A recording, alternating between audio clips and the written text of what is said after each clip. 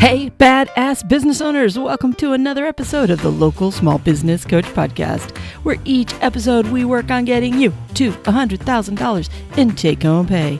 So if you're all ready to boost your profits, increase your sales, improve your processes, and develop stronger teams so you can stop living job to job, then let's dive in.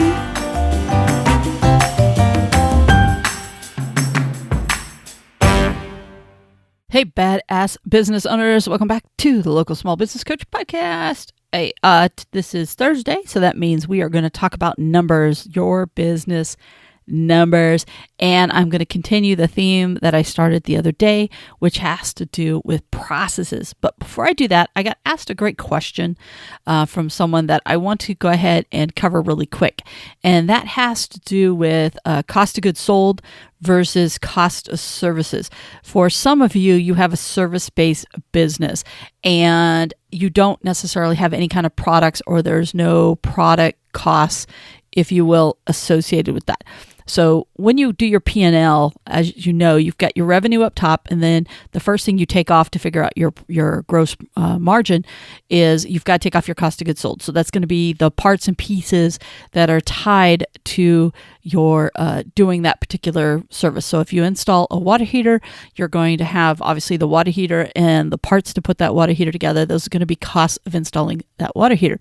And we've talked about payroll because payroll's got two parts to it. You have two types of payroll.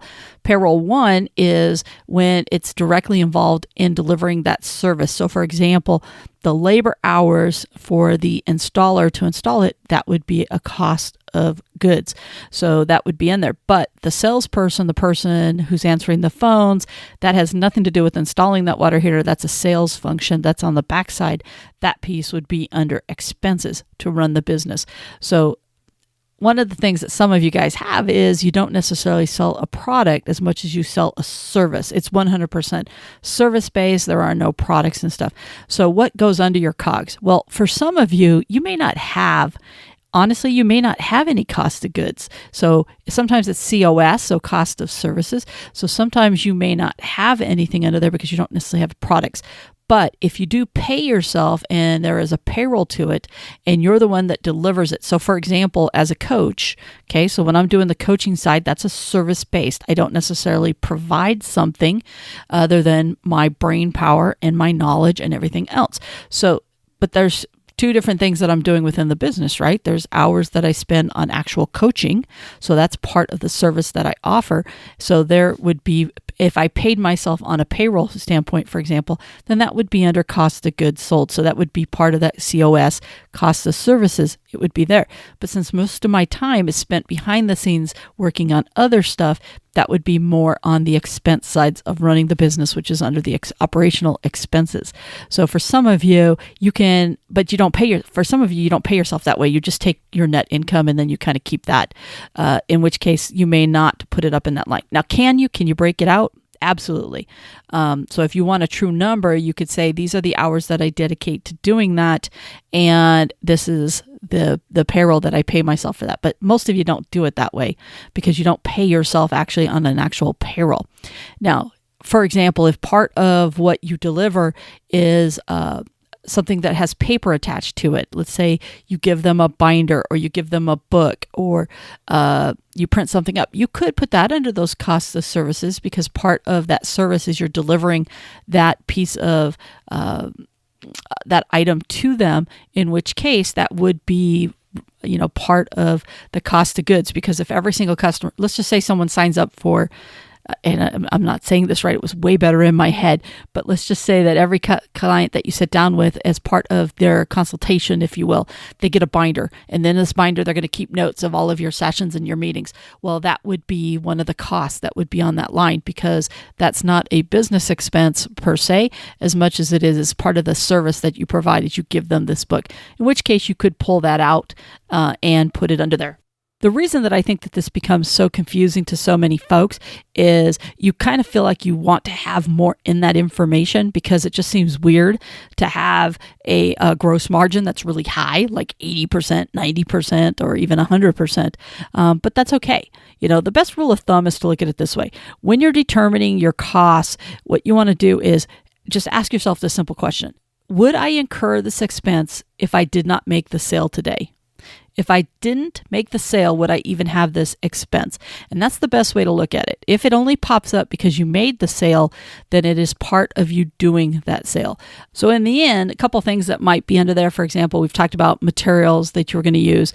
If you give them something, if you print up something, if you're providing a report at the end of what you do, that would be part of those costs because that's part of the service that you offer. That's a good way to do it. We talked about the labor costs. Let's say that you mail them something afterwards that is part of it, and they get, like I said, that binder or a report or something like that. That might be tied of it. And another way would be, one other one is sales commissions. If somebody is paid out of service. So for example, let's just say that you've got somebody that's on commissions, but the commission is only paid if they create some sales. That commission would be part of cost of goods sold because it's not a normal expense. And the reason is just like we talked about earlier, if you wouldn't have had the sale, you never would have had to pay that commission. So it goes back to if it's an expense caused because you got the sale, then it would be under those costs of services. But if you would have paid it no matter what, whether you had a sale or you didn't have a sale, then it would be under your expense line. Hopefully that makes some sense and it didn't make it worse. I just want to make sure. Now, I want to go back to the other thing that it was a great question, by the way, and I wanted to make sure and give a shout out. I also sent you an email back on that as well, so hopefully that helped. But I just wanted to get that out there for everybody else. Now, the thing I really wanted to talk about today has to do with your processes and knowing your numbers. And the reason that the two go hand in hand is because a lot of times we don't realize a process is broken until we dive into our numbers. And then we realize, wow, I could really make more money here. I'm looking at my numbers and I can see, wow, this process is broken and this is how much money it's costing me. But sometimes what people don't do is reverse engineer it and ask yourself how much a broken process is costing you. So you can actually add numbers to any process that's not working. So in the other day, what we talked about is a checklist for the employees, and the lack of efficiency that the employees had was costing this particular business owner time and money. So what I want you to do is I want you to look at it like this, is on this particular person, let's just say if she looked at her employees, so she could put a cost, she could do a business numbers to what that's costing her a year. And I'm going to do this live as we go, so bear with me because I wanted to kind of do it on the fly with you, so that way you can kind of see the thought process that I go through when I'm trying to determine if that cost is legit or not.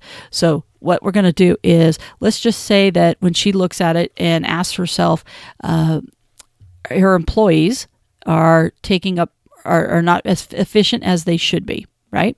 So we know that. So if we asked her how many hours a week does she think she's losing because they're constantly bugging her. So let's just say that if she really started thinking about it, by the time they're not being as efficient as they could, she loses 1 hour a day of them stopping what they're doing and coming back. So we'll just say 1 hour a day. Now, by the way, statistically, it's more than just that 1 hour, because when we're in the workflow, we're actually way more efficient. When we stop and start, we're not as efficient because it takes us a while to ramp up.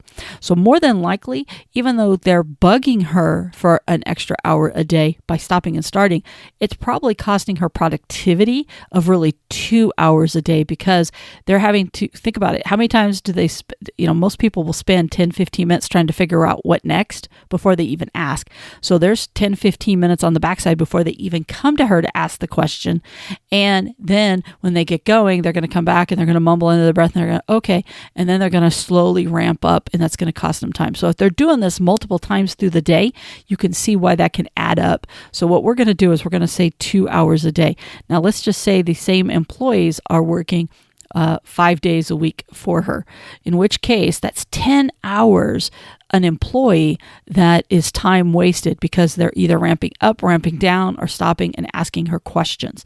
And let's just say if she pays them, let's just say she pays them $20 an hour. So right now we've got our $20 an hour times our 10 hours. So it's costing her about $200 per employee a week. And let's just say if she's got 3 employees doing the exact same thing, there's $600 a week that, because we're going to take the 3 employees times the $200, that's $600 a week that she is losing from their productivity that she's paying out because of them stopping and starting. And let's just say they work 50 hours or 50 weeks out of the year, right? So then our next number automatically becomes 50 times the 600, which guess what? That could be $30,000 that it's costing her. Now, is it going to be that crazy number for her? No. But what if I'm only half right? There's $15,000 of lost money. Let's just say I'm only a quarter right, okay?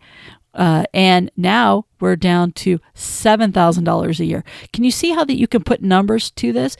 By the way, this does not even include the fact that it's her time that's down too. So let's just say that for that 1 hour a day that she's spending having to answer people's questions, let's just say that she could go up and she could drum up $100 worth of business, right? So that's $100 a day. So that's $500 a week of lost sales because she can't work on drumming up more business times the same 500.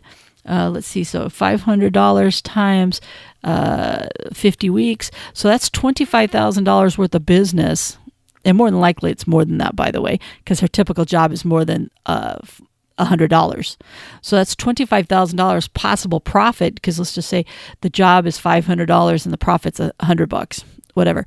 So that's $25,000 of potential profits that she's missing, not to mention the $100,000 in sales.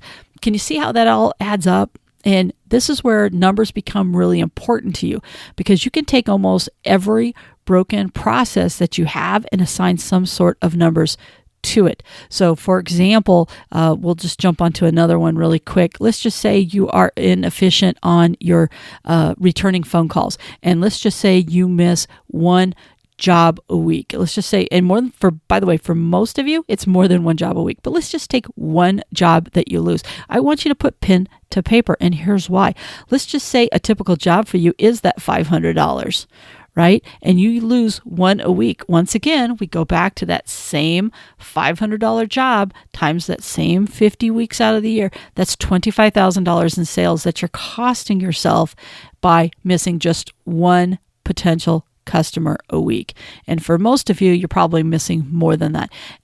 For some of you, maybe that broken process is not following up with clients. Same thing. If one job is worth 500, same thing. But what if you were missing 2 or 3, or it was completely going through? Maybe it's waste. And you know that for every job that you do, you seem to be losing $20 every single job just in waste. And that $20, and let's just say that you do 10 jobs a week, and you know on average you're losing that $20. Well, there's $200 that you're losing every single week when it comes to the broken processes that you have in place due to that. And then you take that same 200 and we're going to times it by the 50 weeks. That's $10,000 in profits that you're losing just from not fixing that broken process. The main thing I want you to do is I'm just using a couple different examples for you that I'm figuring out on the fly as we go, that you can see how simple this will become once you do it more and more often. Is you can take almost any process that you have, and I'm just doing high level stuff. I'm not even getting in deep into the weeds on this stuff. I think most of you, while you're driving right now, can probably think of a process that's broken, and I'll bet you can assign a number to it of what it's costing you, whether it's your time and what you could be doing with that time, what your employees' time and what you pay them an hour, and how much time they're wasting a week on that.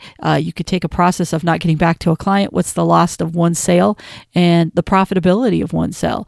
You know what? If you have $100 in profit that you lose every single week because of not doing something, well, guess what? It goes right back to that 100 times 50 weeks out of the year, $5,000 of potential profit that you are losing. So you can play with those numbers all kinds of ways.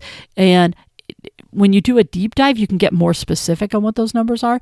But in order to get you excited about a process and wanting to fix it, here's what you got to do. Put a number to it. Because I guarantee you that the pain of that number, and when I said that number that she might be missing $25,000 in profits, did that not like make your heart just go, oh God, that hurts. Ouch. Oh, what I would do with that $25,000.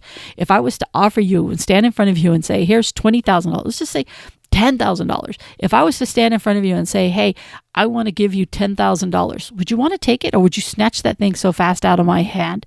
Absolutely, you would want that. But for some reason, when we say, hey, you're going to have to spend an hour or two and figure out how to fix a process, why do we stop? If I was going to pay you, if I changed the question, when you thought it was free, you knew you were going to snatch it. But if I was to ask you that you were going to have to give up 2 hours of TV time or playing golf on the weekend or whatever, if you were going to have to give 2 hours of your life up to fix a process and I was still going to pay you $10,000, would you do it? Yes, you would still do it. But for some reason, we think that it's going to be more than that and it's not worth the time and energy. It absolutely is. If you put numbers to it, if you figure out what it's costing you, the pain of how much profit you could be getting and how much money you're losing, never mind all the other broken pieces that you fix along the way, not only because you get better, happier employees, not only because guess what, if you're not wasting, what did I say earlier, $100 or whatever, $20 of waste every single project, not only do you get that money back, how much of that waste was doing to have to run back and forth to Home Depot or to some other place to buy products or services or run back home to get something. That number is actually bigger when you think about it, because now you also have drive time, gas time, downtime, employee downtime, whatever the case may be. You can see how those numbers start to grow, but you've got to dive into them and put numbers to them to really understand the pain of why you need to fix that process and to make it better. So hopefully just by having this little quick dialogue, it helps you put those numbers together and just do the simple math. You don't have to do anything complicated. Do it with a calculator. Grab your phone. Do it on there.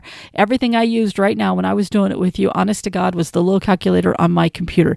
Didn't have to have some fancy schmancy thing to help me figure out those numbers. Just put pen to paper and I'm not even asking you to do the math. Use the calculator, all right? The numbers are there. I want you to get excited about that. And by the way, I'm going to challenge you. If you do this and you come up with just one thing, one broken process that you put pen to paper and you figured out what the math was or did the calculation, I want you to shoot me an email and just say, Tammy, I did the exercise and this is how much potential profit I found and here's what I did. I would love to hear it. Matter of fact, I might even give it a shout out in the future. But and all you have to do is email me at tammy@localsmallbusinesscoach.com. Tammy@localsmallbusinesscoach.com. I would love to hear what it is that you found and what you discovered, because when I do this exercise with people, it's amazing how much money they come up with just by fixing one little thing in their business. And what could you do with that additional profits? Would it allow you to buy, when someone says they want to buy a new vehicle or they want to buy a new piece of equipment, well, great. Figure out how you're going to make the money. Well, you can see here, just by fixing a process, you could pay for whatever it is you want to do. Why would you want to add an extra piece of equipment or a new team or a new crew or add a new vehicle if you're not efficient with the ones that you have? Just by fixing the efficiencies, not only will it pay for the new equipment or anything else you need to bring aboard or pay for the employees that you need to pay and bring aboard, but it also will help them be more efficient, which means they're going to make even more money than the current team, product, service, equipment, whatever the case may be. All right, with that, I'm going to go ahead and get out of there. I think those are two really great nuggets for you today.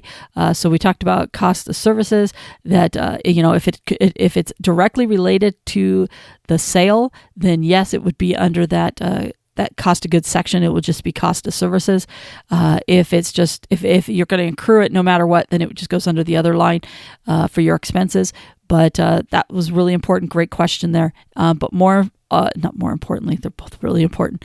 But my main goal today on this episode was for you to really think of that process that you have, that you can put some numbers, quick numbers to, and ask yourself, oh my gosh, how much money am I losing? And then just see the number, feel the number, and then say, hey, I want to go get that $5,000, $10,000, $20,000, $30,000 right away because it's yours waiting for the taking. All you have to do is take an hour or two, go find a quiet place, ask yourself, turning off your phone, turning it upside down, is it worth it for $10,000, $20,000? I'm going to say yeah. I'm going to bet yes. And if it doesn't, we need to have a completely different conversation because you're doing it all wrong. Now, I am working on the course for Know Your Numbers. I kind of got derailed there for a while with how busy I was, but I am starting to work back on it. So if you are interested in signing up for the course, depending upon when you listen to this, it might already be up and live if you're listening to it in the future. If you're listening into real time, then if you go to Know Your Business Numbers course or knowyournumberscourse.com, either one of them, it'll take you to the page. You can sign up and be made aware of when they come up. But meanwhile, also we've got videos over on YouTube. But my goal is to give you tons of value for a very small price, because as you can tell, just even the free advice is giving you thousands of dollars. So you can imagine if we organized it to help you learn as well, how great that's going to be. But with that, I'm going to go ahead and get out of here. And I want you to do me a favor. Go do that. I want you to figure out one process if you haven't already figured it out. Make that a mission today. Before the end of the day, you just take one and you do that quick calculation and figure out how much money's on the table, and then commit to yourself what you're going to do to help clean that up and fix it. All right. I'm rattling, so it's time for me to go. Bye for now. Hey, badass business owner, if you're interested in taking your knowledge to the next level on understanding the numbers of your business, then head on over to knowyourbusinessnumberscourse.com and sign up to be one of the first to get any new items I put together to help you take your skills to the next level. Not only will you get immediate access to any new videos I create, but you'll also get copied on any tools I create to help you get better at understanding your business numbers. Plus, get any updates on the upcoming course, Know Your Business Numbers, where I will be taking a much deeper dive into the numbers that will help you become the badass business owner I know you are. So once again, if you want to keep building the skill, building this business muscle, check out the link in the show notes and head on over to knowyourbusinessnumberscourse.com and sign up now. Don't you think it's time to use your business numbers to earn more profits?